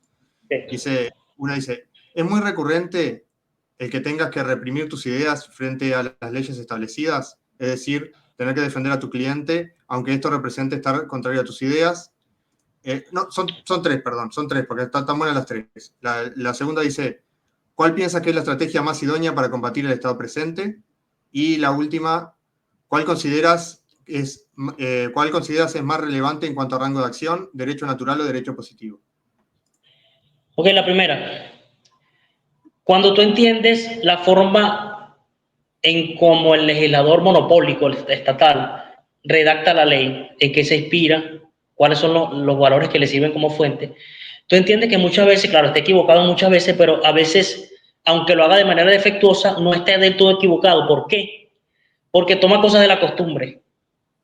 De hecho, a nosotros nos enseñan en la universidad que la fuente del derecho, entre comillas, de lo que yo entiendo es derecho positivo, es la costumbre, fuentes indirectas o fuentes informales. Es la costumbre. Ya en la actualidad yo creo que la costumbre es el propio derecho actuando. Pero el legislador, como precisamente también forma parte, los legisladores, como forman parte de la sociedad, son seres humanos que viven en la sociedad, internalizan ciertos valores que forman parte de la costumbre. Y por lo tanto, cuando desarrollan las proposiciones legales, inconscientemente se inmiscuyen esos valores de la costumbre. Aunque, claro, de manera defectuosa, imperfecta y a veces viciosa, pero están allí presentes, están allí intuidos. Entonces yo quizá a veces apelo a eso, a eso que está allí plasmado para sacarle provecho. No, hay que ser realista, no siempre funciona. A veces toda una ley que quieren imponerte y sobre la cual tienes que basarte está mal todo. Y bueno, no hay forma de... Lo que hago con el cliente, mira, vamos a hacer esto. Y le intento hacer ver que eso está mal. Pero bueno, vamos a adaptarnos y vamos a intentar sacar el mayor provecho posible, bueno, basándonos en eso. Y le hago la crítica cuando terminamos, que sale satisfecho o no, le hago la crítica, le explico, tal, claro, si le interesa. Si veo que no es el tipo de persona, porque no todos son, quizás no todos simpatizan con este tipo de temas, yo que tengo la perspicacia de ver quién quizás le puede interesar o no. Pero como dije, hay un descontento y bueno, hay materia para hacerlo. Entonces, básicamente eso. El legislador va recogiendo cosas de la costumbre de manera efectuosa. Eso es mi respuesta. La segunda pregunta era sobre... Repítemelo, disculpa. La estrategia, a ver si tengo por acá. No, esta. ¿Cuál piensas que es la estrategia más idónea para combatir el estado presente? Mira, en el ámbito del derecho, ya yo lo he dicho aquí, mecanismos alternativos de solución de conflictos, pero tienes que ser un buen abogado, primero, porque tienes que conocer el sistema. Porque si un abogado que se acaba de graduar no tiene mucha experiencia, no va a entender, no va a saber encontrar los huecos del sistema. Pero si alguien que sabe y se ha nutrido de cómo funciona el sistema, va a encontrar los huecos y va a saber solucionar problemas a la gente esquivando o jugando con los diversos vacíos legales, como bien comentó Sergio. Y lo segundo es inculcando, fomentando esas ideas, tanto en lo que dices como en lo que haces, en tu entorno cercano, en tu familia, en tus amigos, allegados, compañeros de trabajo, etcétera. Empieza por lo cercano, siempre empieza así, por lo cercano. No sabes a dónde te va a llevar, pero creo que es un buen comienzo y vale la pena que sea un buen comienzo. Entonces, esa es mi respuesta. Muy bien, yo tengo una duda y perdón mi ignorancia, porque, o sea, capaz que alguien que sabe de derecho se me mata de risa con esta pregunta tan ignorante, pero ¿por qué se le llama derecho positivo al derecho del Estado? Uy, eso es una historia larga, una historia como una novela. Mira, eso es el siglo XIX. Tú sabes que el positivismo viene de la sociología, de David Comte. Augusto Comte, por ejemplo dicho, Augusto Comte. El auge cientificista del siglo XIX fue un buen intento de trasladar el método de las ciencias naturales al método de las ciencias sociales. En la ciencia positiva, positivo viene de positum, que significa lo opuesto. Ah, bien. Opuesto, positum. Entonces, un abogado que quiera aplicar el método de las ciencias naturales a las ciencias sociales, siendo jurista, se va a dar cuenta que el derecho escrito es el que está viendo, o sea que el positivo es el derecho puesto. Tiene dos connotaciones, el derecho puesto, en este caso el derecho puesto por el Estado, y lo positivo en el sentido del dato positivo, el dato sensible, de que tú puedes palpar, medir, de las ciencias naturales, puedes palpar, medir, tocar, escuchar. Puedes conocer a través de los sentidos. Dato positivo. Entonces, lo que puedes palpar, medir, tocar, es la ley positiva, escrita. No es algo abstracto que está en el aire. Por el Estado, el hecho positivo, tiene esas dos connotaciones. Entonces, por eso Bruno Leoni, por ejemplo, no está en la connotación del derecho positivo como el derecho opuesto, no está en contra del derecho positivo. ¿Por qué? Porque si es el derecho opuesto, lo puede poner la comunidad, una agencia privada. Entonces él dice que no es incompatible si lo entiendes así. Entonces, si tú quieres hacer un contrato, vamos a suscribirlo con una agencia privada que tiene buena reputación. Entonces él pone el derecho, pone el positum de la agencia privada. Pero si es monopólico no funciona, pues me remito a eso. Y también del dato positivo, no, ahí sí no está de acuerdo, tampoco yo estoy de acuerdo. Pero esa es mi respuesta. Y la tercera pregunta. Esa era tuya, ¿cierto? Sí. No, está muy buena la aclaración de que también podría aplicar a un derecho descentralizado, ¿no? O libre. Ahora, en cuanto vos dijiste, no funciona eso cuando es monopólico, no, porque hay un dicho que leí por ahí, o lo escuché a alguien decirlo, no me acuerdo, ¿no? Que el derecho positivo en realidad es derecho impositivo, ¿no? Esto cuando hacemos referencia al monopolio del Estado, ¿no? Sí. Totalmente. Bueno, no sé si algo más. José, ¿querés agregar algo? Felicitarte, Ilson, por meterte en los problemas que nadie se mete. Lograrás resolver cosas que nadie habrá resuelto antes. Me parece que actúas como empresario y creo que es muy importante que te fijes en ese norte que te va a dar criterios que el derecho tal vez se pueda quedar corto en algún momento coyuntural que tengas que expandirte o hacer algo verdaderamente innovador. De hecho, creo que lo estás logrando. Te puedo decir que estoy muy contento de que ver un venezolano, wow, en la cancha, en el patio y metido en todos estos líos, me encanta tanto, me alegra mucho. Creo que da chance para hablar de otras cosas. Yo he estado queriendo conocer a un abogado que sepa de estas cosas y que entienda las ideas de la libertad, porque vuelvo y lo repito, el habeas corpus y el habeas data son cosas muy simples, pero creo que más que nunca se le puede sacar provecho. Creo que los abogados pueden estar durmiendo en una cama de oro y no se han dado cuenta. Y creo que yo una vez escribí que el infierno estaba repleto de abogados, médicos y otras pocas de gente por ahí que pactaron con el diablo. O sea, porque tienen tanto poder, lo pudieran hacer tan bien como que con las ideas correctas, con la práctica correcta o sinceramente con una humildad intelectual que les lleve a expandir su rango de acción y así, ¿no? Estoy muy contento de conocerte, de verlo, te has sumergido en estas cosas, me siento contento de haberte entrevistado, gracias Maxi por haber pensado, y qué bueno que participaste en la trivia, te invito a que sigas conectado con estas cosas y nada, te escucho de vuelta, lo que quieras decirnos para cerrar.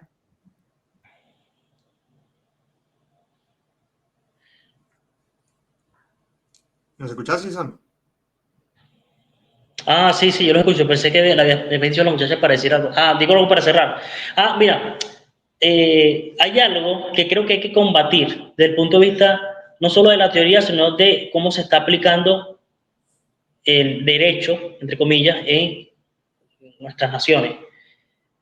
Que así como te expliqué el positivismo jurídico, lo que está en boga ahorita, que se presenta como una superación al positivismo jurídico, es el pospositivismo. Yo creo que tú lo has mencionado. Que ese mismo positivismo, pero presentado o imbuido de valores. Porque se supone que el derecho positivo no está separado de la moral, porque eso es un dato objetivo de la realidad, científico, bla, bla, bla, todo eso. Entonces, ahora con el positivismo han querido involucrar a esa información sensible una serie de valores, por eso está involucrado mucho con la axiología y eso es lo que se está vendiendo ahorita. Pues. De hecho, los derechos humanos vienen de allí, de lo que se llama un constitucionalismo de posguerra. Es decir, transformar a las constituciones cargándolas de contenido estimativo, valorativo, axiológico, derechos humanos,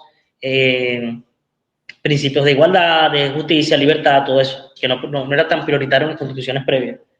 Entonces va por allí, creo que es lo que hay que combatir ahorita.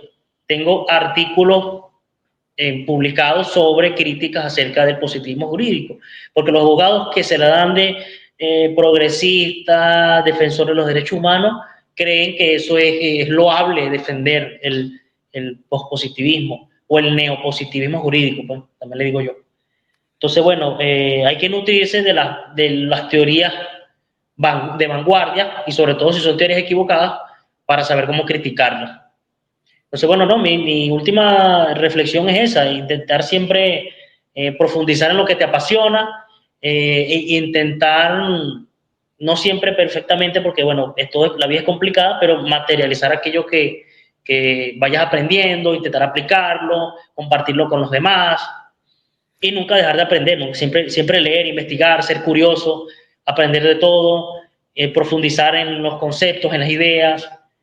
Y algo también importante, aprender a también cómo comunicarlas, porque hay mucha gente que lee mucho, que sabe y se ha nutrido en el campo de la comunicación y no sabe transmitir esas ideas. Entonces también es importante.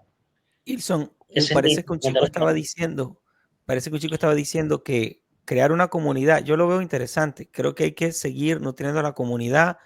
Ábrete un WhatsApp ahí con 3 personas, nos incluyes ahí y tal, y estos temas son importantes porque llegará el momento, no tardará, en que tengamos que ser nuestros propios abogados contingentemente, no para siempre, pero sí habrán contingencias en las que tengamos que ser nuestros propios abogados. Y aquí hay una corriente en Estados Unidos donde muchos, esto no te lo había mencionado, pues, tantas cosas que estamos hablando, que la gente está separándose de la ciudadanía para convertirse en Native Americans, en nativos americanos, porque para separarse de pagar taxes y una serie de cosas así. Y hay áreas del derecho que veo que están evolucionando y que nosotros, porque estamos tan ocupados y endeudados y resolviendo problemas, no nos enteramos. Y contar con personas como tú y espacios como este nos ayuda a nosotros, que no somos abogados, a tener de dónde agarrarnos. Excelente. Bueno, Dani, ¿vos ibas a decir algo? ¿O Sergio, algo que quieran agregar antes de irnos? No, bueno, No, de por mi el parte momento. sería todo, agradecerle a Ilson y adelante, Sergio, continúa. No, yo por el momento no. Y me vino al pelo porque justo el 9 yo tengo justo una, una cita que cumplir en el juzgado, así que me viene al pelo más o menos un poco de este tema, ¿no? Sí. Igual yo tengo siempre problemas, ¿no? Cuando tengo que ir a un juzgado o algo, porque no, mi concepto de autoridad no lo tengo, entonces lo mando a la mierda a veces. Entonces me complica un poco, no me salen las cosas como me gustaría. Bueno, pero pregúntenme en los grupos de WhatsApp, en el grupo de WhatsApp en el que estamos, pregúntenme. Claro, yo no conozco la legislación, pero quizás pueda dar alguna orientación, qué podrías hacer. Entonces, puede preguntarme sin pena, con toda confianza, si lo citó la policía, si los demandaron, lo que sea. Bien, voy a tomar en consideración la ayuda. Sí, tenés un abogado ahí, que lo conocés, ya has hablado con él. Abogado internacional, que vas a tener que hacer abogacía internacional, ahora cuidado. Ahora ya. Cuidado. Hay mucho estado en esa expresión de derecho internacional. Pero bueno, sí te entiendo lo que dijiste. Bueno, muy bien. Muchísimas gracias, Ilson, por esta hora, casi hora y 45 que estuvimos acá. La verdad que creo que se aclararon varias cosas, pudimos conocer un poco más de esa perspectiva del derecho, o sea, del derecho visto desde los ojos de un liberal anarquista, el liberal anarquismo visto de los ojos de un abogado, digo, está muy bueno, ¿no? Y también para varias personas que de repente, con las que yo me he cruzado últimamente, que no están en nuestra rama ideológica, pero les interesaba mucho este programa en específico porque les llamaba mucho la atención eso de un abogado anarquista. Y ojalá hayan visto este video, yo sé que lo están viendo, y ojalá les sirva, no para que acepten todo, pero sí para que se empiecen a cuestionar ciertas cosas. Así que bueno, muchísimas gracias, Ilson, por tu tiempo y por tu forma de comunicar, que me parece genial. Gracias a ustedes por invitarme. Muy bien, bueno, gente, nos estamos despidiendo, nos estamos avisando del siguiente programa. Nos vemos. Chau. Chao, Ixon. Bye bye. Chao. Chao, Sergio. Chao.